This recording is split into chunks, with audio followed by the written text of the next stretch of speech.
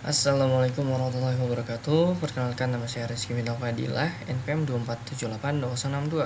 Dan pada kesempatan kali ini saya akan membuat video untuk mata kuliah Artificial Intelligence, tepatnya pada lab session 5 Data and Feature Thinking, dengan topik Data Understanding dan Feature Exploration ya. Nah, jadi kurang lebih pada lab kali ini kita tuh disuruh untuk menganalisis dataset transaksi ya, untuk memahami pola perilaku pelanggan dan mengidentifikasi faktor-faktor yang berkaitan dengan pembatalan pesanan ya. Jadi tujuan kita untuk mengidentifikasi faktor-faktor yang terkait pembatalan pesanan. Nah, fokus utama pada praktikum ini adalah pemahaman data dan eksplorasi fitur, bukan pada pembangunan modelnya. Jadi fokus kita dalam praktikum itu seperti ke langkah-langkah praktikum ini. Yang nantinya langkah-langkah praktikum ini kita akan explore tindakan analisis. Jadi seperti ada data understanding, data pre-processing, feature exploration, analisis pola, segmentasi data, dan analisis konflik. Kemudian ada refleksi dan eksplorasi lanjutan. Nah, kalau kita baca pada ketentuan videonya, yaitu yang pertama di sini kita harus menunjukkan, menjelaskan, dan menjawab pertanyaan analitik dari setiap langkah praktikum di atas. Kemudian yang kedua program dan hasil itu dapat terlihat jelas dan juga tidak blur ya. Kemudian ketentuan berikutnya, ini ketentuan di luar dari isi video seperti kayak suara, volume, dan video dengan kualitas yang baik. Kemudian format nama dan link video harus dapat diakses dengan publik ya, dan dapat dikomentari. Oke, mungkin kita langsung lanjut saja ke analisis data understanding pada langkah pertama ya. Kita akan pergi ke Google Colab. Nah, jadi pada langkah data understanding, yang dimana kalau dilihat pada langkah-langkah praktikum, di sini kita disuruh untuk meload dataset menggunakan library pandas, kemudian menampilkan 5 baris pertama, jumlah baris dan kolom, dan nama kolom, dan juga mengidentifikasi nih mana yang merupakan variable target dan fitur numerik, kemudian fitur kategorikalnya. Jadi pada data understanding tadi kan yang pertama kita mengupload menggunakan pandas nih. Dan sini saya sudah menggunakan library pandas, dan juga di sini from Google Colab import files juga untuk mengupload filesnya. Dan di sini ada NumPy, kemudian menampilkan 5 baris pertama menggunakan df hit ya, kemudian jumlah baris dan kolom menggunakan df save, dan juga nama kolomnya menggunakan df kolom tulis. Dan juga selanjutnya akan diidentifikasi nih variable target, fitur numerik, dan fitur kategorikalnya. Kalau kita lihat langsung ke outputnya, di sini dia akan menampilkan 5 baris pertama dengan masing-masing data dengan ID dari ORD underscore 000001 sampai 000005. Jadi data dari ID tersebut itu ditampilkan ya, karena 5 baris doang kan. Dan di sini kita bisa lihat masing-masing fiturnya. Yang pertama ada order ID, kemudian total KTY itu quantity ya, atau total dia beli barang, item ya, total item. Total weight gram ini total berat barangnya tentunya. Total return quantity, return ya, semacam return ya. Kemudian total diskon, kemudian produk kategori, non produk kategori, ada status pesanan dan juga alasan pembatalannya, kemudian ada opsi pengiriman dan metode pembayaran. Kalau ada kota atau kabupaten dan provinsi sebagai alamat dari penerima paketnya atau penerima itemnya. Kemudian ongkos kirim dibayar oleh pembeli, kemudian estimasi potongan biaya pengiriman, total pembayaran dan perkiraan ongkos kirim, waktu pesanan dibuat, dan juga source file ya. Oke, source filenya dari April Sales 2024. Dari 5 baris pertama ini kita bisa lihat data awal ya, yaitu tentang data di mana seseorang membeli item, kemudian berapa ongkirnya, status pesanannya, lalu opsi pengirimannya, metode pembayarannya. Jadi kita bisa lihat bermacam-macam fitur dalam 5 baris pertama ini. Dan juga di sini karena target kita adalah untuk mengidentifikasi faktor-faktor yang berkaitan dengan pembatalan pesanan, barulah kita akan ke variabel target. Jumlah baris dan kolom dulu deh. Jadi jumlah baris dan kolom total dari data ini ada di 20.848 baris dengan 19 kolom atau 19 fitur ya. Nama kolomnya tadi yang seperti saya sudah sebutkan sebelumnya, dan juga di sini ada baru identifikasi variabelnya. Variabel targetnya tentunya status pesanan. Kenapa status pesanan? Karena di status pesanan ini terlihat jelas ya, terpampang bahwa data-data tersebut, item-item tersebut pesanannya selesai atau tidak ada di status pesanan seperti selesai atau batal. Dan juga ini sejalan tentunya dengan fokus kita mengidentifikasi faktor-faktor yang berkaitan dengan pembatalan pesanan. Maka target variabelnya adalah status pesanan. Yang artinya dari situ kita akan bedah beberapa fitur lagi ya. Dan juga di sini ada pengelompokan fitur, yaitu fitur numerik. Itu termasuk ada di fitur numerik yang di dalamnya ada total QTY, quantity atau total weight gram, total return quantity, total diskon, produk kategori, ongkos kirim dibayar oleh pembeli, estimasi potongan biaya pengiriman, total pembayaran, dan perkiraan ongkos kirim. Kemudian untuk fitur kategorikalnya ada order ID, produk kategori, status pesanan, alasan pembatalan, opsi pengiriman, metode pembayaran, kota atau kabupaten, provinsi, waktu pesanan dibuat, dan source filenya. Oke, itu untuk analisis dari data understanding ya, dimana kita harus memahami datanya dulu. Ini isinya data apa sih? Kalau kita lihat tadi sudah lihat, ini data pesanan sebuah seseorang ya. Jadi data pesanan seseorang yang dimana di situ ada metode pembayaran, kemudian fitur-fitur menarik lainnya dengan total 19 fitur. Oke, selanjutnya data pre-processing. Nah, pada data pre-processing ini kita harus membuat fitur baru dengan nama isCancel dari status pesanan tadi dan isCOD dari metode pembayarannya. Kemudian mengekstrak informasi waktu, ambil jam hour dari kolom waktu pesanan, lalu buat minimal satu fitur tambahan berdasarkan analisis Anda. Kemudian disimpan di dataset dengan nama data proses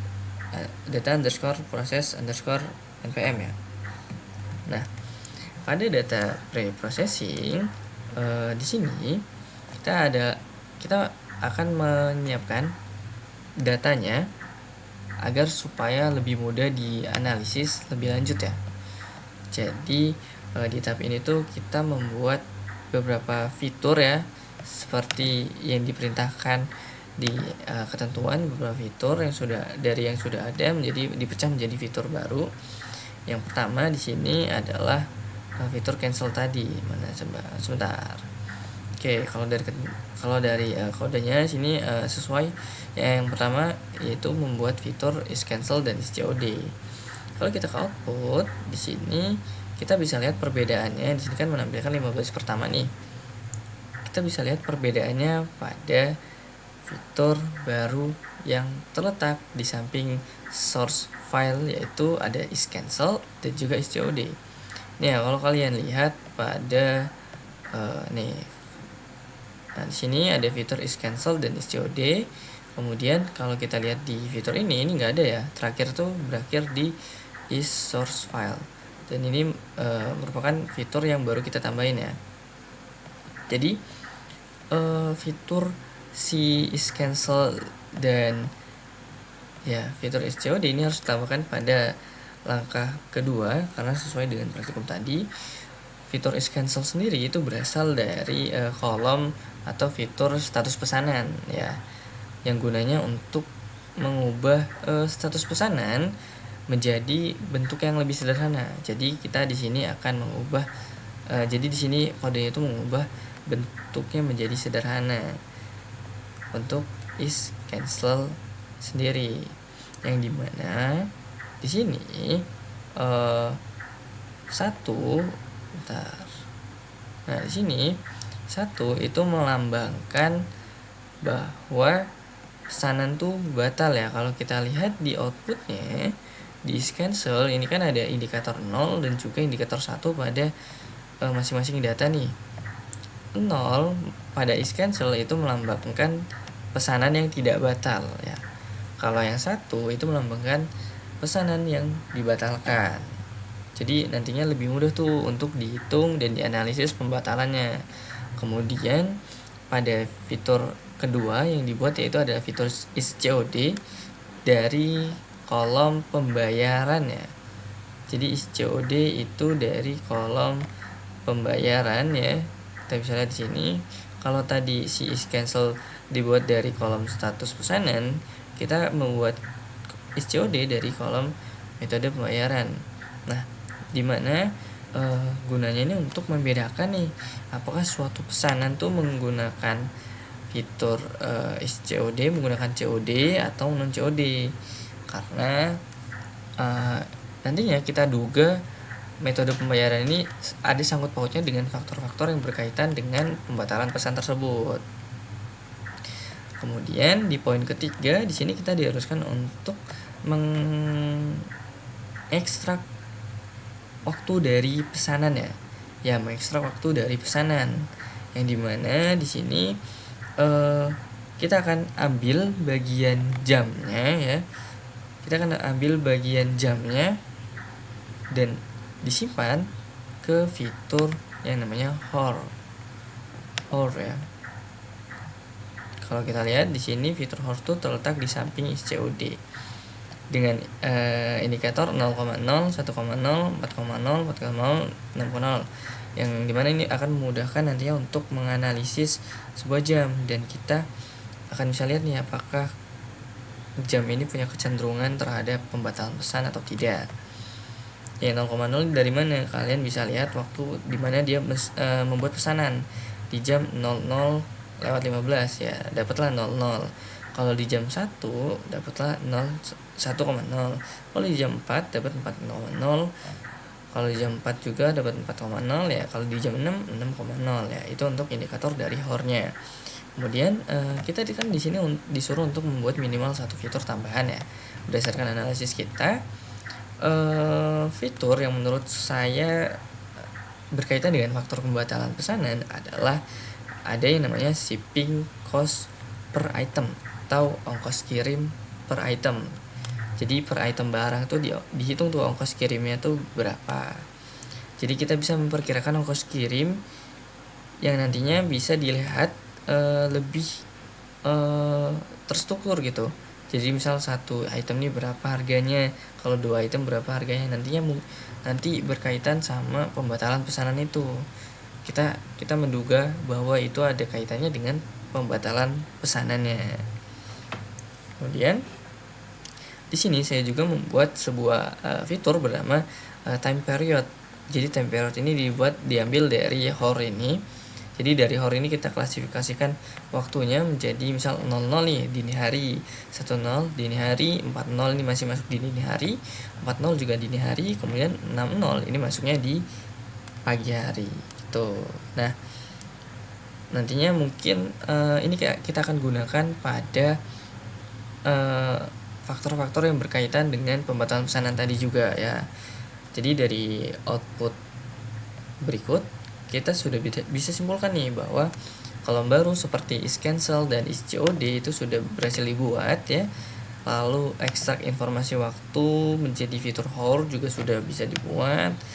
Kemudian untuk menyimpan datasetnya ini kita harus menjalankan sebuah program bernama file download output file yang dimana dia akan nge-save dan mendownload fitur data dari hasil preprocessing ini. Kalau kita jalanin dulu dari atas ya, mungkin kita akan jalankan dulu agar kita dapat data yang terbarunya. Apakah berubah? Seharusnya sih enggak ya. Oke, kita tunggu. Oke, di sini ada choose files. Kita akan masukkan data awalnya yang alclean. Mana ya? Sebentar. Nah, almonds clean. Oke, kemudian dia akan loading atau meload ya data tersebut. Kita akan tunggu sampai 100% dan dia akan mengirimkan output sesuai dengan data understanding tadi yang sudah saya jelaskan. Oke, masih sama ya. Oke, masih sama untuk fitur dan variabel targetnya masih sama ya, status pesanan. Oke, selanjutnya kita pre-processing nih. Oke, setelah pre-processing selesai, di sini kita akan menyimpan datasetnya dengan npm kita ya tentunya sesuai dengan ketentuan. Maka kalau kita klik ini, dia akan otomatis mendownload data prosesnya, hasil dari data prosesnya. Nah, di sini akan terdownload nih. Karena saya sudah mendownload data tersebut sebelumnya, maka di sini ada indikator dalam kurung 1 ya untuk membedakan file agar tidak bingung ya, karena menandakan file tersebut sudah ada sebelumnya kalau ada 1 dalam kurung di belakang. Oke, kita lanjut untuk fitur ketiga yaitu fitur exploration. Nah, pada fitur exploration kita tuh diharuskan untuk, kalau kita lihat di sini, memilih minimal 3 fitur. Nah, ini nih yang diduga mempengaruhi pembatalan pesanan. Lalu menjelaskan hubungan logis antara fitur dan target itu apa sih, kenapa alasan fitur ini dipilih itu harus dijelaskan ya. Dan juga untuk bukti screenshot ini kita akan terapkan di logbook nantinya. Oke, kalau kita running di sini fitur exploration ya, jadi di tahap itu kita tadi disuruh untuk memilih 3 fitur yang mempengaruhi faktor pembatalan pesan tadi. Di sini saya memilih fitur yaitu yang pertama metode pembayaran ya, lebih tepatnya COD ini. Kemudian ada ongkos kirim. Kemudian di sini ada jumlah produk. Nah, bukan tanpa alasan saya memilih ini. Jadi yang pertama saya memilih metode pembayaran, fitur metode pembayaran yang saya tampilkan dalam bentuk COD. Jadi sini ada COD versus pembatalan, dan di dalamnya ada non COD, tipe non COD juga. Jadi ada COD dan non COD yang nantinya kita akan bandingkan ya. Jadi alasan saya memilih fitur ini karena metode pembayaran tuh mungkin bisa aja mempengaruhi keputusan pelanggan untuk melanjutkan dan membatalkan pesan ya. Kalau hubungan dengan fitur dan targetnya mungkin lebih ke komitmen atau kemudahan pelanggan dalam membatalkan suatu pesanan. Contohnya kalau kita lihat di sini perbandingannya, non COD dengan total order 9 ribuan, total cancelnya bisa mencapai 1.200-an. Dan COD dengan total 11.000 order, total cancelnya ada di 1.500. Namun di sini kita bisa menghitung cancellation rate-nya, cancellation rate-nya, atau seberapa besar peluang dia di cancel ya. Nah, kita bisa lihat perbandingan persennya di sini. Non COD itu ada di 13,8% dan COD ada di 13,3%. Meskipun beda tipis, ini merupakan sebuah perbedaan ya. Jadi pada non COD itu cenderung lebih besar rate atau peluang untuk di cancelnya, walaupun hanya sedikit dari COD. Nah, mungkin ini menjadi sebuah kemudahan bagi para pembeli untuk meng-cancel barang yang non COD gitu. Karena COD biasanya ada prosedur tertentu untuk meng-cancel barang ya. Tapi ini kan nggak beda jauh nih. Yang selanjutnya mungkin kita akan jelaskan polanya dalam langkah praktikum nomor 4. Jadi alasan saya memilih fitur yang pertama yaitu metode pembayaran karena saya menduga bahwa metode pembayaran ini juga bisa mempengaruhi keputusan pelanggan untuk membatalkan atau melanjutkan pesanan gitu. Oke, selanjutnya untuk fitur yang kedua yaitu fitur ongkos kirim ya. Alasan saya memilih fitur ini karena ongkos kirim ini merupakan biaya tambahan ya, yang tentunya itu harus dibayarkan oleh si pelanggan. Oke, saat bertransaksi. Kalau kita pikir hubungan dengan fitur dan target, jadi semakin besar ongkos kirimnya, semakin besar pula kemungkinan pelanggan akan keberatan nih. Wah, ongkirnya segini, mahal banget, lebih mahal dari harga barangnya ya kan. Nah, itu bisa menyebabkan pembatalan pesanan. Nah, itu untuk si fitur ongkos kirim ya. Kemudian kalau dari tabel ini kita bisa lihat fitur ongkos kirim ya, mulai dari dibagi grupnya mulai dari yang murah hingga ke sangat tinggi. Kalau dari yang murah kita bisa lihat di sini dia total ordernya ada 6 ribuan, total cancelnya ada 600-an dengan rata-rata item ongkos kirim per itemnya ada di 6.197. Nah, untuk presentasi dibatalkannya ada di 10%. Untuk sedang ini bertambah ya, semakin ke bawah semakin bertambah, mulai dari murah, sedang, tinggi, sangat tinggi. Barulah di tinggi ini dia meningkat sebesar 3% ya, dari 10% menjadi 3% peluang di cancelnya. Kemudian di sangat tinggi ini berarti menambah lagi, jadi tambahannya grafiknya menaik jadi 7% ya. Presentasi pembatalannya menaik jadi 7%, yang tadinya 13% jadi 20%-an. Jadi untuk fitur ini tuh hubungan pembatalannya tuh terlihat jelas ya, semakin tinggi harga ongkirnya semakin besar juga kemungkinan pelanggan membatalkan pesanannya. Nah, kalau untuk fitur yang ketiga ini adalah jumlah produk ya. Alasan saya memilih fitur ini karena jumlah barang dalam pesanan juga dapat mempengaruhi kemungkinan pelanggan, karena semakin besar item yang dibeli, semakin banyak item yang dibeli, maka semakin banyak juga total transaksi yang akan dilakukan ya. Jadi ukuran pesanannya juga makin besar dan juga ongkirnya juga makin besar, dan juga tentunya ini bisa menjadi keberatan dalam pembeli melakukan pembelian tersebut. Jadi kemungkinan besar mungkin akan dilakukan pembatalan. Nah, kalau kita lihat pada tabelnya jumlah produk versus pembatalan, sini ada quantity group yang artinya berapa item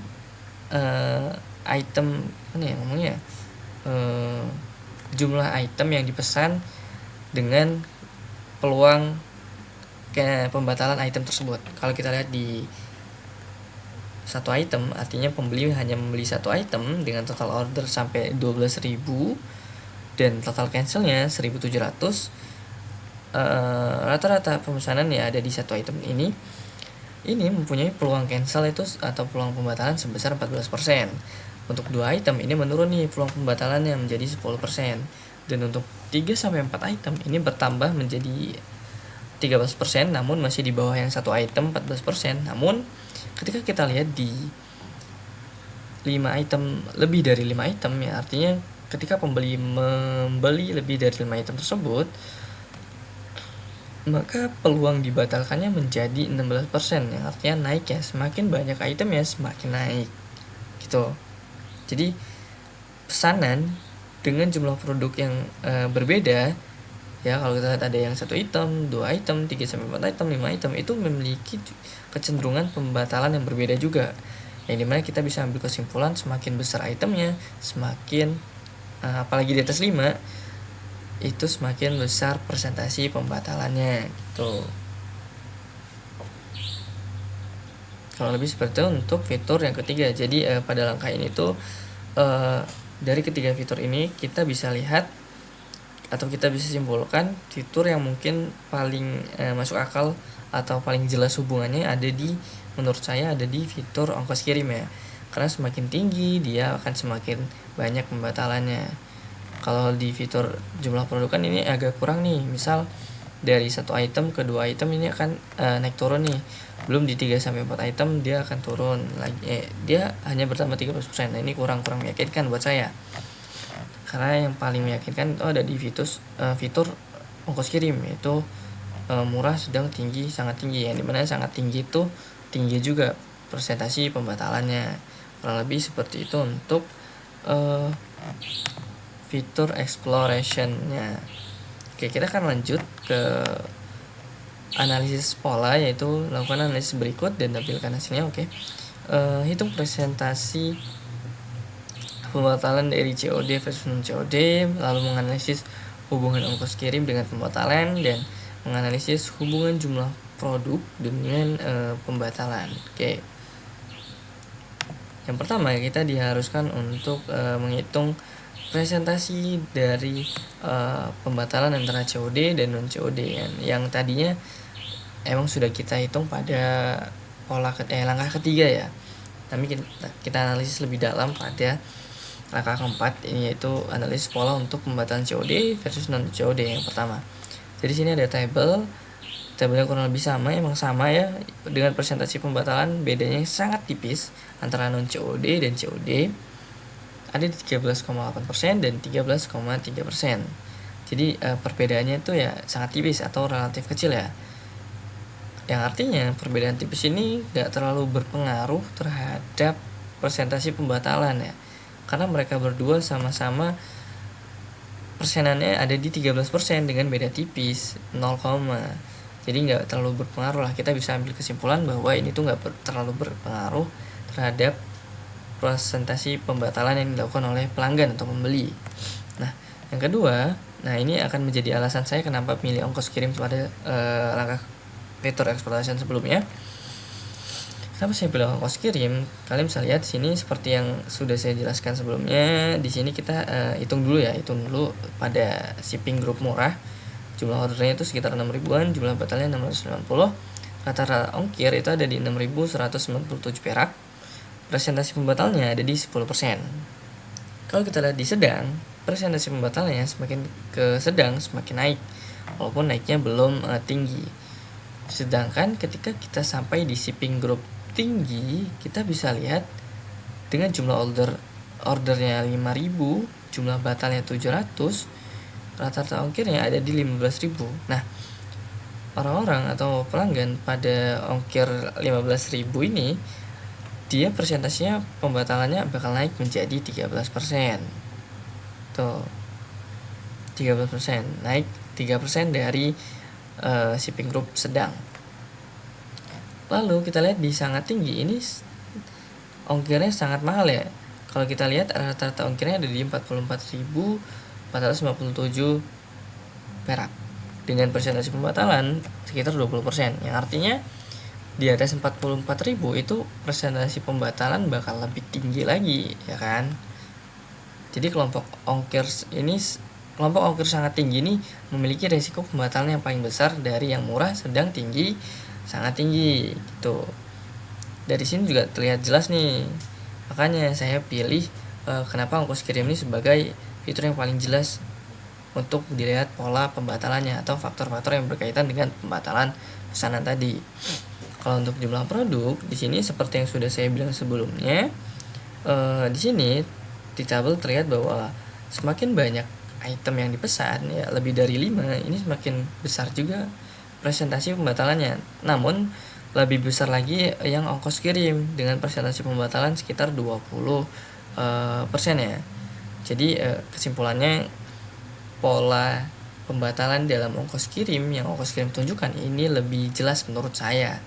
Sedangkan model pembayaran ini relatif kecil sehingga menurut saya tidak terlalu berpengaruh. Kemudian jumlah produk dan pembatalan juga berhubungan sama pembatalan pesanan, tapi lebih jelas yang ongkos kirim ya, seperti itu. Dan kita lanjut ke segmentasi data. Jadi pada segmentasi data ini kita akan membagi data menjadi minimal 2 kelompok ya, berdasarkan fitur tertentu. Kemudian hitung tingkat pembatalan pada masing-masing kelompok dan menentukan kelompok dengan risiko pembatalan tertinggi. Nah, kalau tadi hanya asumsi, kita akan buktikan dengan menghitung berdasarkan fitur tertentu ya. Kalau tadi kita arahnya ke 3 fitur ini, COD, metode pembayaran, kemudian ongkos kirim, kemudian jumlah produk, kita akan beralih di segmentasi data yang dimana kita akan membagi data menjadi minimal 2 kelompok berdasarkan fitur tertentu. Di sini fitur yang saya ambil itu adalah fitur yang sebelumnya saya pecah, yaitu time period ya, time period. Oke. Nah, di dalam segmentasi time period ini dibagi menjadi beberapa tipe, yaitu yang pertama dini hari, malam, pagi, siang, dan unknown. Unknown ini tidak diketahui nih waktunya kapan. Jadi mungkin kita bisa lihat di dini hari dengan jumlah order 1400, ini jumlah batalnya 232. Presentasi pembatalannya cukup besar. Dari 1000-an order ini ada 16% ya yang pembatalan pesanannya. Kemudian di malam hari ini ada jumlah order sekitar 5000-an dengan jumlah batal 700-an ya. Kemudian presentasi pembatalannya ada 13,5%. Dan di sini di pagi hari ini ada 5000-an juga dengan jumlah batalnya 723 dengan presentasi pembatalannya hampir mirip dengan malam hari, yaitu 13,54 ya, cuman beda beberapa angka di belakang koma. Kemudian untuk siang hari ini kurang lebih relatif sama ya antara malam, pagi, siang. Kalau di siang hari dengan jumlah ordernya 6000-an, ini kita bisa lihat ada di jumlah batal di 834. Presentasinya ada di 13,2%. Oke, kalau unknown ini tidak diketahui. Jumlah ordernya 1980, jumlah batalnya 297.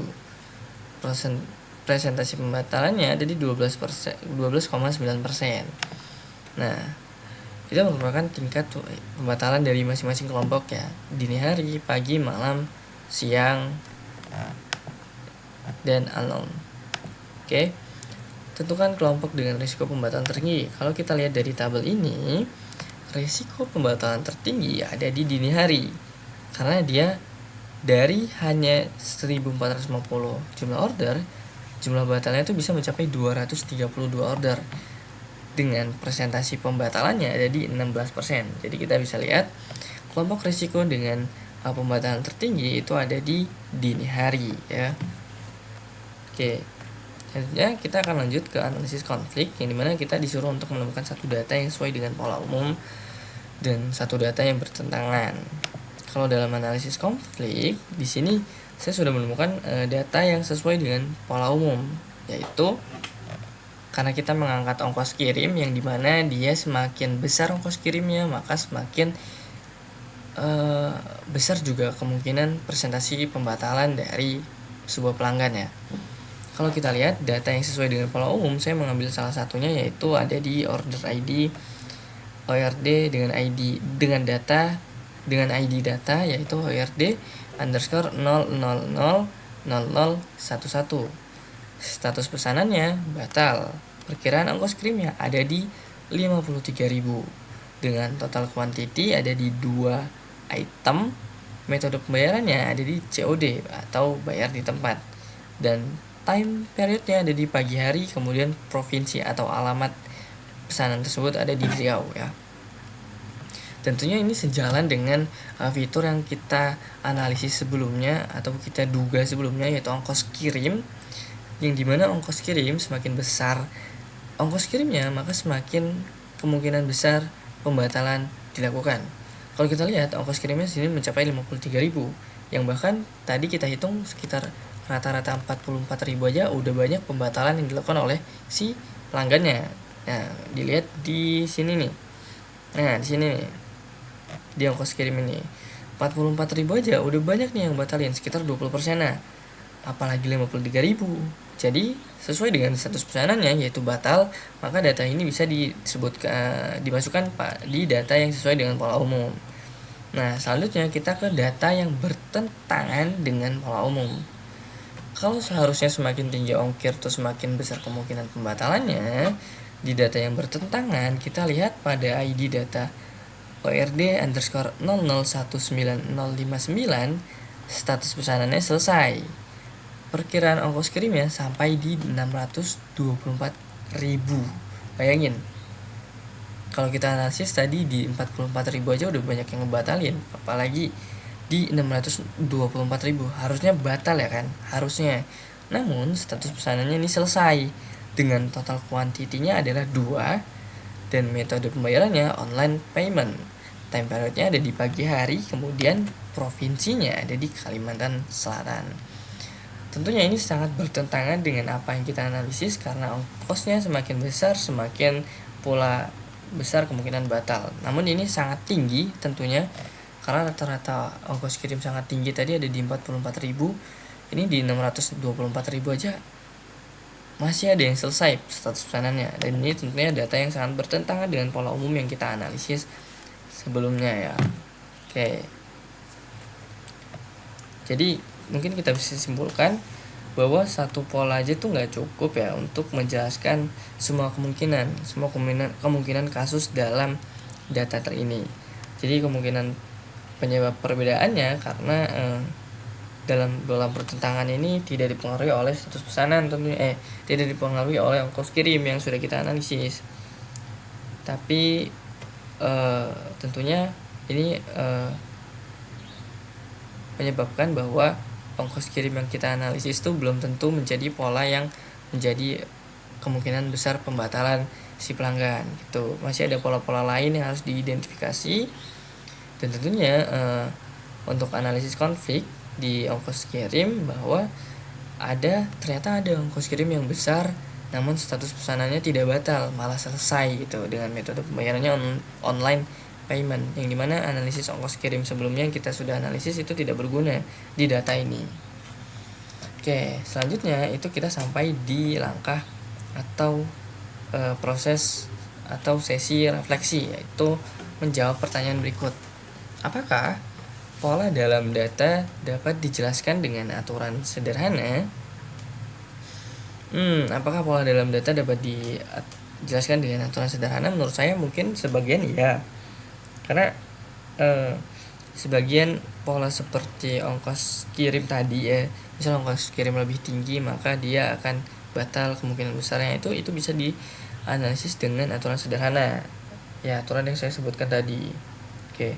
Jadi dengan pola umum saja dia bisa menjelaskan bahwa ongkos kirim lebih tinggi maka presentasi batalnya akan lebih besar juga. Itu sebagian pola dalam data yang dapat dijelaskan dengan aturan sederhana gitu. Jadi menurut saya ya bisa-bisa aja, tapi karena saya mengidentifikasinya hanya ongkos kirim yang menurut saya dengan aturan sederhana itu dia bisa dianalisis gitu. Jadi ya bisa-bisa aja, meskipun tadi ada outlier ya yang dimana status pesanannya selesai walaupun ongkos kirimnya sekitar 624.000 gitu. Selanjutnya, pada kondisi apa aturan tersebut gagal? Nah, aturan sederhana tadi akan gagal ketika tidak ada yang mengikuti pola umum yang kita buat, yang dimana ongkos kirim semakin besar juga yang gagal gitu, yang batal pesanannya gitu. Contohnya ya tadi yang ada di data yang berlawanan atau di outlier, yang dimana ongkos kirim itu kan sangat tinggi tuh. Jadi pesanannya harusnya batal, dia tetap selesai. Jadi meskipun ada pola, tapi ya nggak semua data dalam data ini tuh sesuai dengan pola yang kita buat gitu loh. Itu yang menjadi kondisi aturan tersebut gagal ketika ada outlier tentunya. Apa kesulitan dalam membuat sistem otomatis berbasis aturan dari data ini? Menurut saya kesulitannya tuh mungkin di pembatalan pesanan yang nggak hanya dipengaruhi oleh satu fitur saja. Karena di sini kan saya ngambilnya cuma ongkos kirim nih, yang dimana nyatanya masih ada outlier dalam ongkos kirim tersebut, dan ini berarti tidak bisa dan ini artinya ongkos kirim itu bukan hanya satu-satunya pola umum atau satu-satunya faktor yang membatalkan pesanan pelanggan. Masih ada faktor-faktor lain yang ada kaitannya yang belum diidentifikasi, yang harusnya bisa disandingkan bersama. Jadi dari beberapa fitur barulah kita dapat menentukan sebuah data pembatalan pesanan yang cukup akurat ya kalau dari kesulitan tersebut. Jadi kalau untuk satu fitur itu mungkin belum cukup untuk mengidentifikasi faktor-faktor yang berkaitan dengan pembatalan pesan ya. Kan aturannya kita mengidentifikasi faktor-faktor yang berkaitan dengan pembatalan pesanan tuh. Kalau dari satu fitur aja itu menurut saya nggak cukup, harus membawa fitur-fitur lain yang berkaitan sehingga dapat menghasilkan data yang akurat gitu. Maka untuk itu kita akan lanjut ke langkah berikutnya, yaitu eksplorasi lanjutan. Jika variabel target dihilangkan, bagaimana Anda mengelompokkan data tersebut? Jadi variabel target di sini kan dia adalah status pesanan ya. Kalau kita lihat di load dataset, di sini ada variabel target yaitu status pesanan. Kalau menurut saya kalau ini status pesanan ini dihilangin mungkin nggak masalah ya. Ya mungkin nggak masalah karena data tuh masih bisa dikelompokkan dari fitur-fitur lain. Seperti kayak ongkos kirim tadi, kemudian melihat jumlah itemnya, kemudian kalau status pesanan dihilangin ya, kemudian total pembayarannya, bisa juga mungkin dari metode pembayarannya nanti dikelompokkan, walaupun kita nggak tahu nih ya, hasil akhirnya status pesanannya apakah selesai atau tidak. Itu misal kita lihat di COD dan non COD nih, ini kan data ini kan bisa dilihat nih, ini juga bisa menjadi salah satu faktor atau fitur yang nantinya jika status pesanan tuh dihilangin, ini juga menjadi fitur yang bisa kita gunakan untuk mengidentifikasi persentase pembatalan. Dan juga ongkos kirim juga tentunya kan logikanya semakin tinggi ongkos kirim semakin maka akan dibatalkan presentasi semakin besar pembatalan presentasi, semakin besar presentasi pembatalannya. Kemudian jumlah produk juga semakin besar, mungkin semakin besar produk yang dibeli, semakin banyak produk yang dibeli juga semakin besar presentasi pembatalannya. Kemudian bisa juga dari time period ya yang tadi sudah kita buat. Jadi di time period kan di dini hari, kemudian pagi hari, malam hari, siang hari. Nah ini juga bisa diidentifikasi nih logikanya, yang pesan di dini hari karena semakin dikit orangnya mungkin semakin besar jumlah pembatalannya. Gitu, bisa aja orang kepencet kan lagi tidur, kebangun, kebuka Shopee mungkin di dini hari, kemudian paginya baru nyadar, maka dibatalin lah transaksi yang dilakukan di dini hari tersebut. Ya jadi nggak harus dari variabel target juga mungkin kita bisa identifikasi, cuman ya kita nggak bakal tahu hasil akhirnya apakah status pesanan tersebut selesai atau tidak. Ya kita masih bisa identifikasi karakteristik apa aja sih yang mempengaruhi, yang sekiranya mempengaruhi status pesanan ini selesai atau tidaknya, seperti itu. Kalau untuk langkah ke-8, langkah praktikum ke-8 ya. Mungkin cukup sekian ya karena pembahasan untuk lab session 5 ini sudah selesai, dan saya minta maaf apabila banyak kekurangan dalam pembuatan videonya. Sekian dari saya, wassalamualaikum warahmatullahi wabarakatuh.